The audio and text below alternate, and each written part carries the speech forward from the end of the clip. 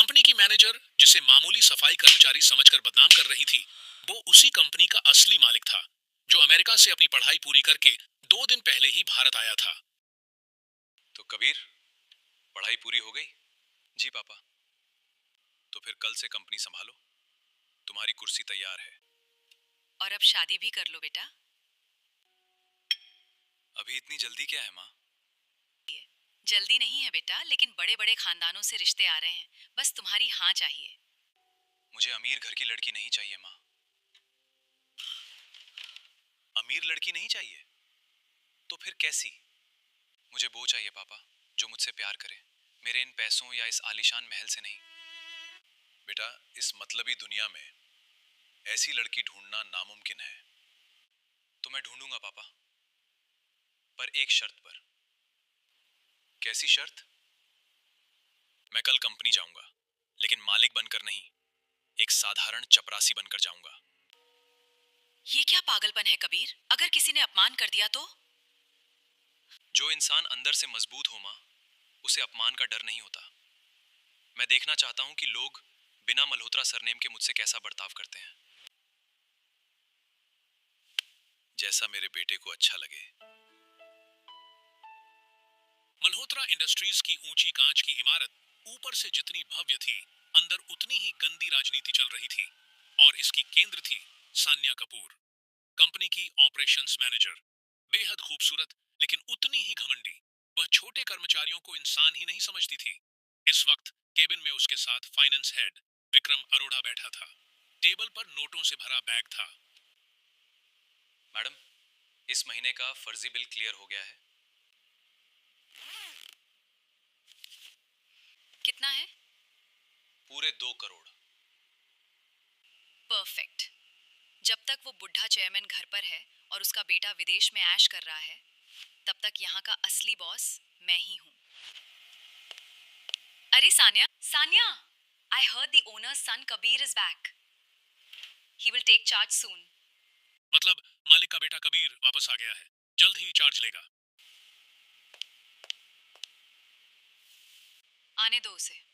मैंने उसे देखा नहीं है, पर फर्क नहीं पड़ता। मतलब? अपनी खूबसूरती से उसे ऐसा फंसाऊंगी कि वो मुझसे शादी करने पर मजबूर हो जाएगा।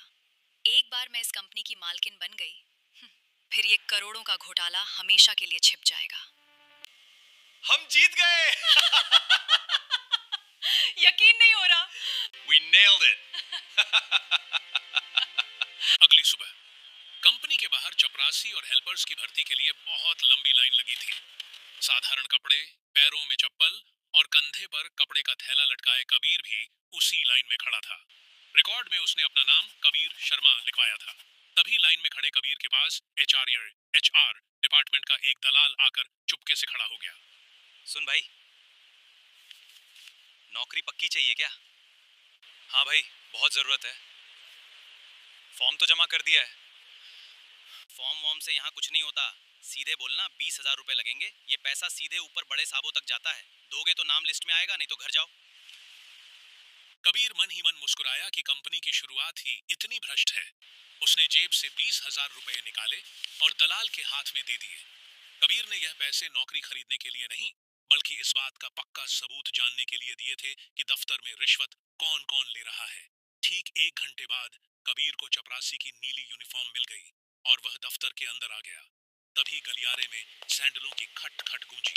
ऑपरेशंस मैनेजर सान्या कपूर सज धज कर आ रही थी।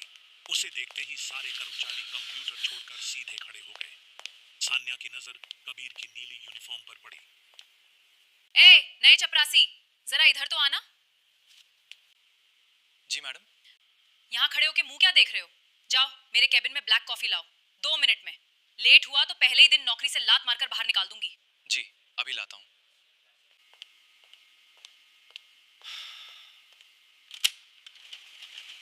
कबीर कैंटीन से ट्रे में सान्या की कड़वी ब्लैक कॉफी लेकर धीरे धीरे उसके केबिन की तरफ बढ़ा। सान्या का केबिन कांच का था, लेकिन उसका भारी दरवाजा हल्का सा खुला हुआ था। जैसे ही कबीर दरवाजे के पास पहुंचा, अंदर से आती आवाजों को सुनकर उसके कदम वहीं ठिठक गए। केबिन के अंदर सान्या और finance head Vikram Arora table पर कुछ गोपनीय फाइलें खोले बैठे थे। कबीर केबिन के बाहर ही दीवार से सटकर छुपके से खड़ा हो गया। मैडम, जो पिछले महीने 3 करोड़ का फर्जी बिल पास कराया था, उसका वेंडर अब ज्यादा पैसों की मांग कर रहा है। उसकी इतनी हिम्मत? बोल दो उसे, जितना दिया है उसी में चुप रहे। अगर उसने मुंह खोला तो इस कंपनी में उसकी वेंडरशिप खत्म करवा दूंगी। लेकिन मैडम, अगर ये बात ऊपर बोर्ड मेंबर्स या नए मालिक राजेश मल्होत्रा तक पहुंच गई तो? हे! अरे, कौन राजेश मल्होत्रा? वो बुढ़ा चेयरमैन अब किसी काम का नहीं रहा और उसका बेटा विदेश में ऐश करके अभी आया है। जब तक वो यहाँ आएगा, तब तक हम सब साफ कर चुके होंगे। इस पूरे घोटाले की भनक किसी को नहीं लगनी चाहिए। बाहर खड़े कबीर की आंखें छोटी हो गईं। उसे पहले ही दिन अपनी कंपनी के सबसे बड़े घपले का सुराग मिल चुका था। कबीर ने अपने चेहरे के भाव बदले। चेहरे पर वही डरे हुए गरीब चपरासी की मासूमियत लाई और ट्रे संभालकर केबिन का दरवाजा थोड़ा और धकेला। क्या मैं अंदर आ सकता हूं सर? तुम्हारी हिम्मत कैसे हुई बिना नॉक किए अंदर आने की? और इतनी देर क्यों लगाई? 2 मिनट बोले थे, यहाँ 10 मिनट हो गए। माफ कर दीजिए मैडम, वो कैंटीन में कॉफी बनने में थोड़ा वक्त लग गया।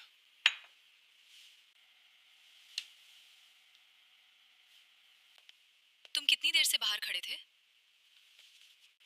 जी, बस अभी अभी आया हूं मैडम। ध्यान से सुन ले चपरासी, अगर तूने बाहर खड़े होकर तो वो उसे यहीं भूल जाना। अगर तेरी जुबान से केबिन की कोई बात बाहर निकली तो याद रखना, हर को भी नीलाम करवा दूंगी। तेरे पूरे गरीब परिवार को सड़क पर ला खड़ा करूंगी, समझा या नहीं?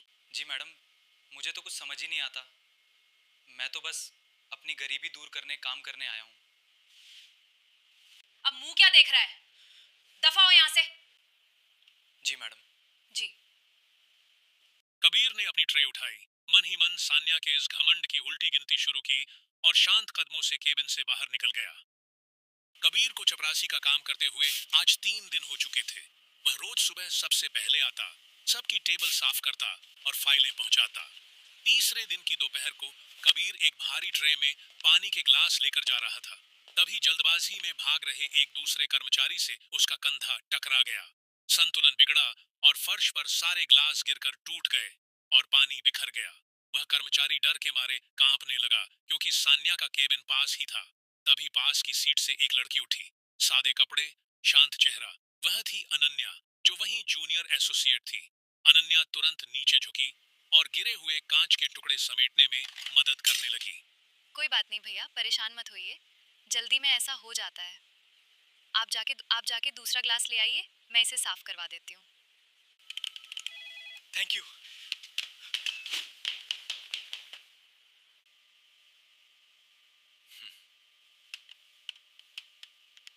सुनो, नए आए हो ना? क्या नाम है तुम्हारा? हाँ जी, कबीर शर्मा। आज तीसरा दिन है। I am Ananya. देखो कबीर, घबराना मत। यहाँ जो हमारी मैनेजर हैं सान्या मैम, वो बहुत सख्त और गुस्सैल हैं। तुम बस अपना काम ध्यान से करना। जी। अगर कोई कभी ज्यादा परेशान करे या कोई दिक्कत हो तो मुझे बताना। शुक्रिया अनन्या जी, आपसे मिलकर अच्छा लगा।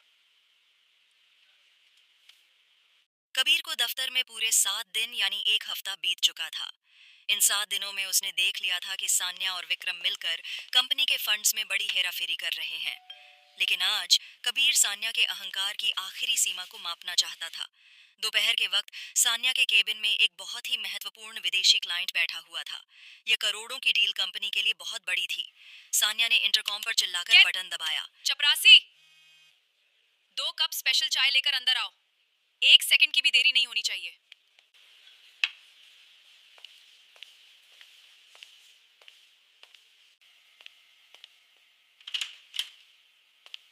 इस प्रोजेक्ट का मुख्य लक्ष्य बहुत बड़ा है और हमारे नतीजे उम्मीद से बेहतर होंगे। जैसे ही कबीर टेबल के पास पहुंचा, उसने बहुत सफाई से अपने ही दूसरे पैर में ठोकर खाई और फिसलने का नाटक किया। That is very hot. Oh dear, are you all right? I am so sorry, ma'am. The files are completely ruined. You bloody idiot. अंधे हो क्या? दिखाई नहीं देता? सॉरी मैडम, वो अचानक पैर फिसल गया। मैं अभी साफ कर देता हूँ। बचा दे।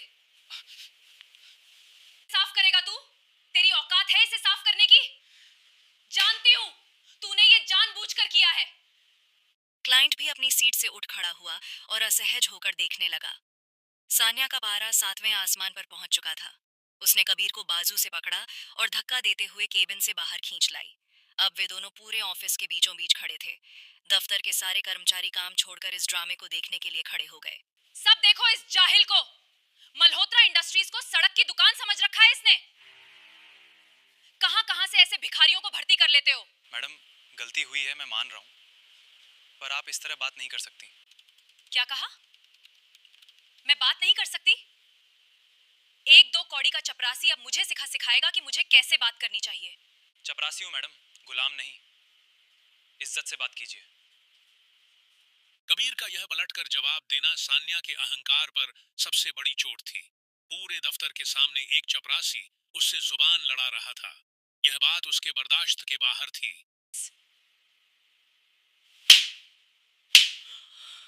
How dare you speak to me like that? ये है तेरी इज्जत। अब बोलेगा कुछ? बिल्कुल सही किया मैडम आपने। इन लोगों के दिमाग खराब हो गए हैं। हाँ मैम, इसकी तो रीढ़ की हड्डी तोड़ देनी चाहिए। तमीज नाम की चीज नहीं है।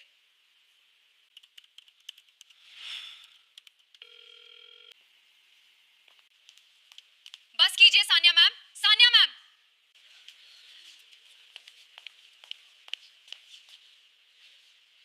अनन्या, तुम बीच में क्यों आ रही हो? क्योंकि जो यहाँ हो रहा है वो जुल्म है मैम। वो जुल्म है मैम। आप किसी पर इस तरह हाथ नहीं उठा सकती। जुल्म? इसने मेरी लाख रुपए की ड्रेस खराब की, कंपनी की इतनी बड़ी डील खराब कर दी। ड्रेस की कीमत पैसों से चुकाई जा सकती है मैम। डील दोबारा हो सकती है। पर इस लड़के के आत्मसम्मान की कीमत आपकी उस ड्रेस से कई गुना ज्यादा है। आत्मसम्मान? एक चपरासी का आत्मसम्मान? तुम पागल हो गई हो अनन्या। इस रास्ते के भिखारी की वकालत कर रही हो तुम। ये भिखारी नहीं है मैम, ये हमारी कंपनी का एक कर्मचारी है। और चपरासी होने से किसी का आत्मसम्मान खत्म नहीं हो जाता। अनन्या, तुम अपनी हद पार कर रही हो। मैनेजर से बात करने की तमीज भूल गई हो क्या? तमीज तो सान्या मैम भूली हैं विक्रम सर। हाँ? क्या किसी कानून की किताब में लिखा है कि बड़े पद पर बैठा इंसान छोटे कर्मचारी को थप्पड़ मार सकता है? मैनेजर हूं मैं इस फ्लोर की। जो चाहूं करूं। जो चाहूं करूं। आप मैनेजर हैं मैम, भगवान नहीं। और ये दफ्तर है, आपका कोई पर्सनल गुलाम खाना नहीं। शट अप अनन्या, बस बहुत हुआ। अगर तुम्हें इस चपरासी से इतनी ही हमदर्दी है तो सुनो, कबीर शर्मा, तुम अभी के अभी इसी वक्त दफ्तर से दफा हो जाओ। तुम्हारी नौकरी खत्म। और तुम अनन्या, अगर तुमने इसके खिलाफ एक शब्द और भी कहा तो तुम ही नौकरी से निकाल दूंगी। अनन्या जी, बस आप कुछ मत बोलिए। पर कबीर, ये गलत है। No problem Ananya ji. Time will very quickly decide what is right and wrong.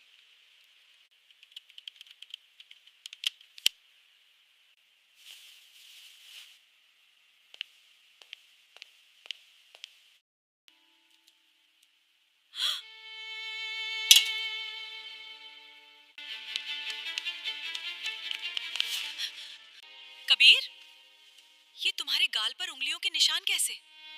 किसने हाथ उठाया तुम पर? क्या हुआ कबीर? मल्होत्रा साम्राज्य के वारिस पर हाथ उठाने की हिम्मत किसकी हुई? नाम बताओ उसका। कल सुबह वो सलाखों के पीछे होगी। शांत हो जाइए पापा। किसी ने कबीर मल्होत्रा को नहीं, एक गरीब चपरासी कबीर शर्मा को थप्पड़ मारा है। मैं तो बस उस चमकते हुए दफ्तर के पीछे छिपा एक असली चेहरा देखने गया था। मैंने पहले ही मना किया था। हमारे अरबों की संपत्ति है। हमारे पास अरबी संपत्ति है। पूरा शहर तुम्हारे सामने झुकता। किसी ने तुम्हें... माँ, चोट गाल पे लगी है, आत्मा पर नहीं। मुझे दर्द इस बात का नहीं है कि मुझे मार पड़ी। दर्द इस बात का है कि वहां मौजूद 100 कर्मचारियों में से 90 लोग सिर्फ तमाशा देख रहे थे और बाकी 10? बाकी में से सिर्फ एक लड़की थी पापा, अनन्या। उसने उस घमंडी मैनेजर सान्या कपूर के सामने स्टैंड लिया, अपनी नौकरी दांव पर लगा दी, लेकिन सही का साथ नहीं छोड़ा। तो परीक्षा पूरी हो गई। कल मैं पुलिस भेजकर उस मैनेजर को अरेस्ट करवा दूं? नहीं पापा, अभी खेल का सबसे बड़ा हिस्सा बाकी है। सान्या और विक्रम मिलकर कंपनी में करोड़ों का घोटाला कर रहे हैं। मैंने कुछ सबूत जुटाए हैं, लेकिन उन्हें रंगे हाथों पकड़ना बाकी है। मैं कल फिर दफ्तर जाऊंगा। लेकिन उसने तो तुम्हें नौकरी से निकाल दिया है ना? चपरासी की नौकरी गई है माँ। दफ्तर के अंदर जाने के रास्ते और भी हैं। The third quarter metrics are looking very promising. I agree, let's push it live. अगली सुबह यानी कबीर के मिशन का 8वां दिन मल्होत्रा ग्लोबल इंडस्ट्रीज के 3rd फ्लोर पर हमेशा की तरह चहल पहल थी। कबीर ने अब चपरासी की नीली वर्दी छोड़ दी थी। आज वह सिर पर एक साफा बांधे, हाथ में पोछा और बाल्टी लिए एक साधारण सफाई वाला स्वीपर बनकर दफ्तर पहुंचा था। कॉर्पोरेट की इस दुनिया में लोग अक्सर नीचे काम करने वालों का चेहरा देखने की जहमत नहीं उठाते, इसलिए कोई कबीर शर्मा को पहचान नहीं पाया। दोपहर के वक्त कबीर सान्या के केबिन के ठीक बाहर फर्श पर पोंछा लगा रहा था। केबिन का भारी कांच का दरवाजा थोड़ा सा खुला हुआ था। अंदर सान्या और फाइनेंस हेड विक्रम अरोड़ा दबी आवाज में बात कर रहे थे। कबीर ने बहुत शांति से पोंछा रोकना शुरू किया और कान लगा दिए।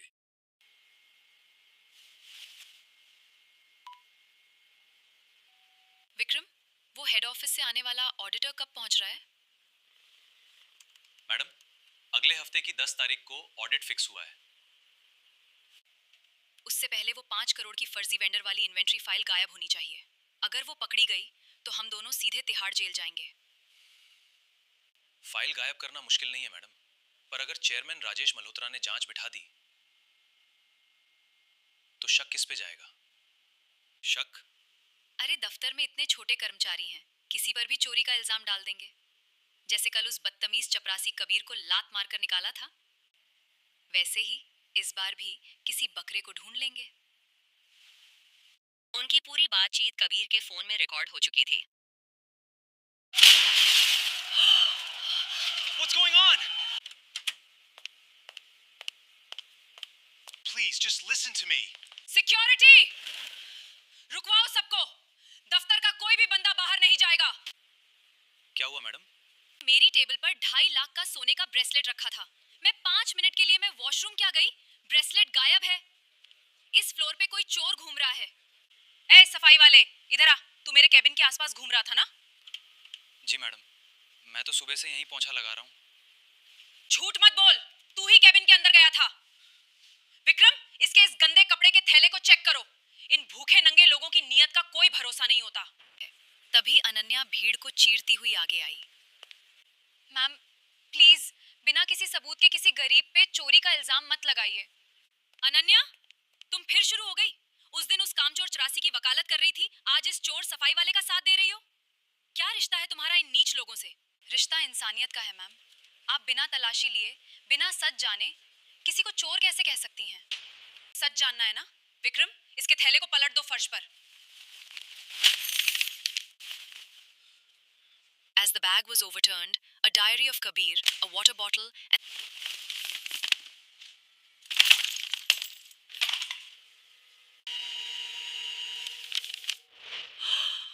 देखा, मिल गया सबूत। अब बोलो अनन्या, अब कहाँ गई तुम्हारी इंसानियत? अपनी आंखों से देख लो इस चोर को। कबीर, तुमने ये किया? तुम ऐसे इंसान हो? अनन्या जी, ब्रेसलेट थैले से निकला है, मेरी नीयत से नहीं। आपको क्या लगता है, क्या मैं चोर हूँ? नहीं मैम, ये लड़का चोरी नहीं कर सकता। ये कोई बहुत बड़ी साजिश है। साजिश? तुम अंधी हो क्या लड़की? ब्रेसलेट इसके बैग से निकला है। बैग में ब्रेसलेट डाला भी जा सकता है मैम। जो इंसान 15,000 रुपए की नौकरी के लिए अपनी इज्जत दांव पे नहीं लगाता, वो एक ब्रेसलेट के लिए चोर नहीं बनेगा। तुम कहना क्या चाहती हो कि मैंने खुद अपना ब्रेसलेट इसके बैग में डाला? किसी का नाम नहीं ले रही मैम, कोई इसे बदनाम करने के लिए ये सब कर रहा है। अनन्या, अपनी जुबान को लगाम दो। तुम फाइनेंस हेड और ऑपरेशंस मैनेजर पे उंगली उठा रही हो। ये ऐसी पसंद की जा सकती हो? तुम्हारी नौकरी अभी खत्म की जा सकती है। कर दीजिए खत्म सर, चली जाए ऐसी नौकरी। लेकिन मैं एक बेगुनाह को चोर बनते हुए चुपचाप नहीं देखूंगी। अगर आप पुलिस बुलाएंगे तो मैं पुलिस को बताऊंगी कि कैसे यहाँ सान्या मैम ने 2 दिन पहले एक चपरासी पर हाथ उठाया था और कैसे रोज यहाँ छोटे स्टाफ को टॉर्चर किया जाता है। तुम मुझे धमकी दे रही हो? इस 2 कौड़ी के सफाई वाले के लिए? ये 2 कौड़ी का नहीं है मैम। इंसान सब बराबर होते हैं। पैसे कम होने से कोई चोर नहीं हो जाता। हाँ? अनन्या जी, बस कीजिए, आप पीछे हट जाइए। नहीं कबीर, मैं तुम्हें पुलिस के हवाले नहीं होने दूंगी। मुझे कुछ नहीं होगा अनन्या जी, आप बस शांत रहिए। सर। विक्रम साहब, पुलिस को फोन करने की तकलीफ मत उठाइए। ये कार्ड लीजिए और कल सुबह जो कंपनी की एनुअल जनरल मीटिंग एजीएम होने वाली है, उसकी स्पेशल गेस्ट लिस्ट में मेरा नाम डाल दीजिए। मैं वहीं मिलूंगा। उसकी स्पेशल गेस्ट लिस्ट में मेरा नाम डाल दीजिए, मैं वहीं मिलूंगा। स्पेशल इनवाइटी एनुअल मीटिंग में जाएगा ये भिखारी? ठीक है विक्रम, पुलिस को अभी मत बुलाओ, इसका ये कार्ड रख लो। कल ऑडिटोरियम में हजारों शेयर होल्डर्स और बड़े बड़े बिजनेसमैन के सामने इस चोर को धक्के मारकर बाहर निकलवाएंगे, तब इसका मजाक पूरी दुनिया देखेगी। छोड़ दो इसे अभी। कल सुबह सारे सवालों के जवाब मिल जाएंगे अनन्या जी।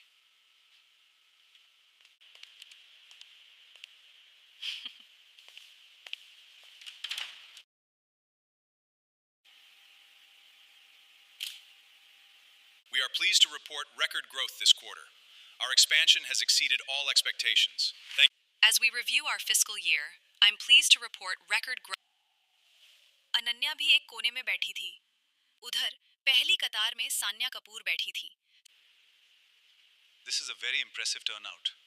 विक्रम, वो चोर सफाई वाला आया क्या? मैंने सिक्योरिटी को बोल दिया है, जैसे ही दिखे गर्दन पकड़कर स्टेज पे लाना। आज हजारों लोगों के सामने उसकी बेइज्जती करेंगे। अभी तक तो नहीं दिखा मैडम, पर आज हमारी किस्मत चमकने वाली है। सुना है चेयरमैन साहब आज अपने इकलौते बेटे कंपनी सौंपेंगे। बस एक बार तुम उसे अपने जाल में फंसा लो, फिर हमारा कोई कुछ नहीं बिगाड़ सकता। Ladies and gentlemen, welcome. Now I would like to invite to the stage the founder and chairman of Malhotra Group, Mr. Rajesh Malhotra. नमस्कार। आज का दिन इस कंपनी के इतिहास का सबसे बड़ा दिन है। आज मैं सक्रिय बिजनेस से रिटायर हो रहा हूं और कंपनी की पूरी कमान अपने इकलौते वारिस और बेटे को सौंप रहा हूं। बहुत से लोगों ने उसे आज तक देखा नहीं है क्योंकि वो विदेश में पढ़ रहा था, लेकिन पिछले 11 दिनों से मेरा बेटा इसी कंपनी में भेष बदलकर एक आम इंसान की तरह रह रहा है।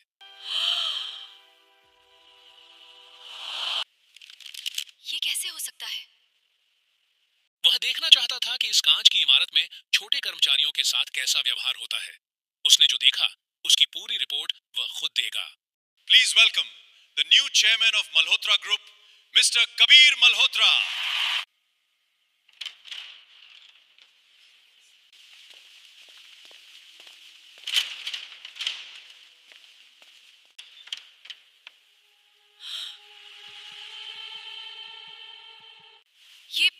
ये तो वही चपरासी, वही सफाई वाला। मैडम ये तो कबीर शर्मा है जिसे हमने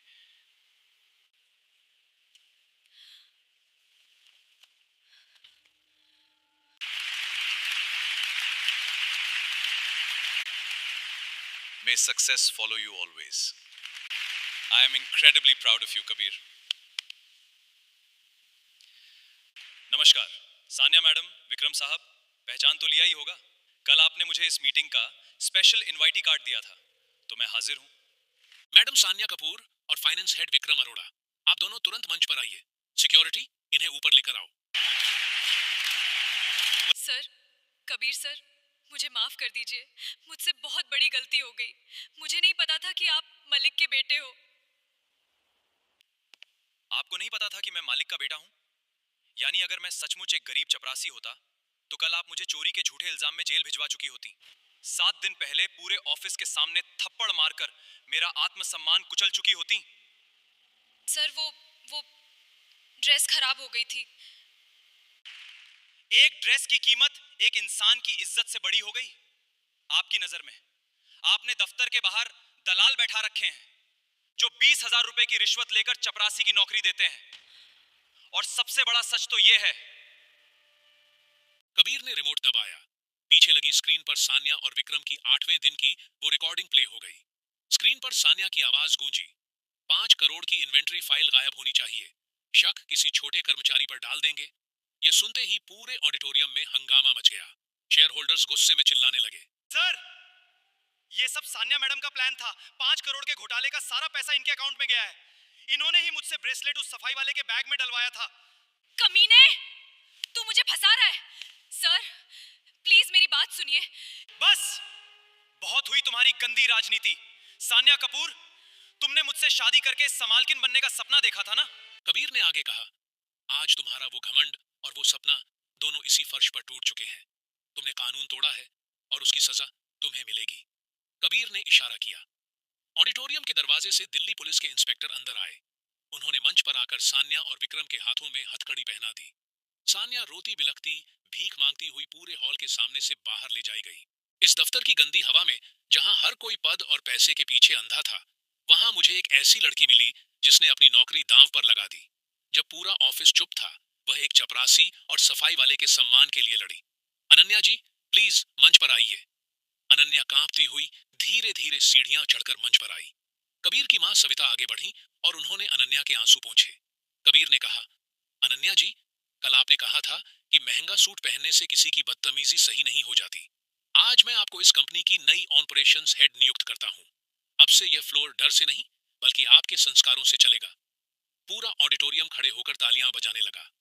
अनन्या ने हाथ जोड़कर कबीर को देखा। अनन्या ने धीमी आवाज में कहा, सर, आपने मुझसे इतना बड़ा झूठ क्यों बोला? मैं तो सचमुच डर गई थी।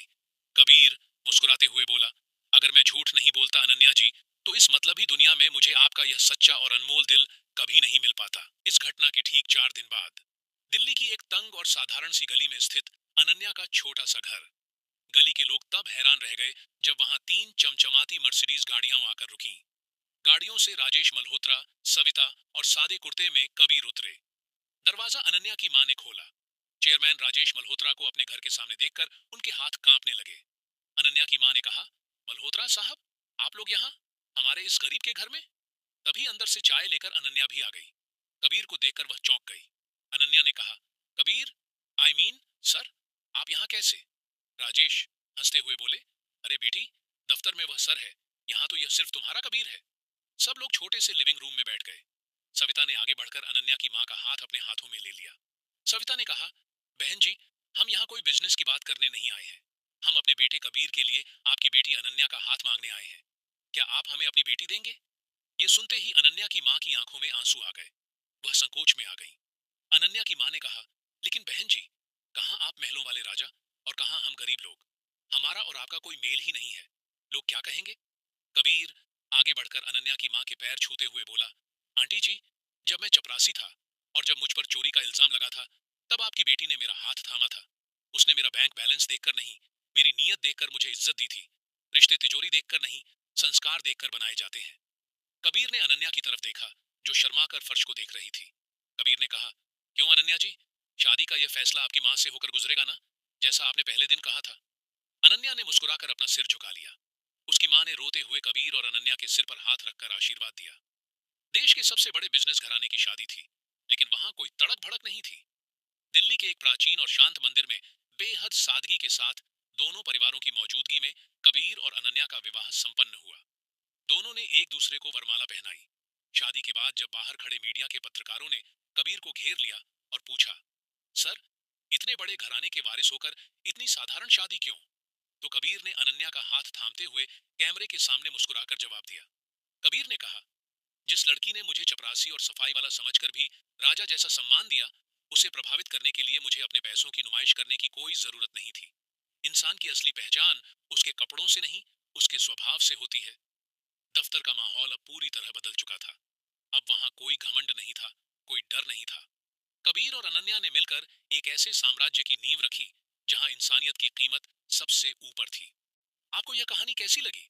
हमें कमेंट में जरूर बताना, और आप इस वीडियो को देश के किस कोने से देख रहे हो, यह भी जरूर बताना।